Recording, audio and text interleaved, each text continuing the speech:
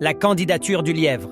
Il était une fois, dans la grande savane d'Afrique, un royaume dirigé par le sage lion. Après de longues années de règne, le lion décida qu'il était temps de laisser la place à un nouveau chef des animaux. « Que le plus capable et le plus juste parmi vous devienne le prochain roi », déclara-t-il. Dès le lendemain, les candidatures affluèrent. L'éléphant, fort et respecté, l'aigle, visionnaire et rapide, la girafe, élégante et prudente, et à la surprise générale, le lièvre se présenta aussi. « Toi, lièvre, mais tu es petit, faible et craintif », se moquèrent les hyènes. « La taille ne mesure pas la sagesse », répondit calmement le lièvre. Le lion fixa une épreuve pour départager les candidats. Il fallait rapporter, en 3 jours, la graine d'un arbre très rare poussant au sommet de la montagne interdite. L'éléphant partit confiant, mais ses pas lents et lourds l'empêchèrent de gravir la pente abrupte. L'aigle, sûr de sa vitesse, vola directement au sommet. Mais le vent violent le repoussa et faillit lui briser l'aile. La girafe s'arrêta en chemin, épuisée par la longueur du voyage. Le lièvre, lui, ne chercha pas la force brute ni la vitesse. Il réfléchit. « Si je ne peux pas affronter la montagne, je peux demander à ceux qui la connaissent. » Il interrogea la tortue, qui lui indiqua un sentier caché à flanc de colline.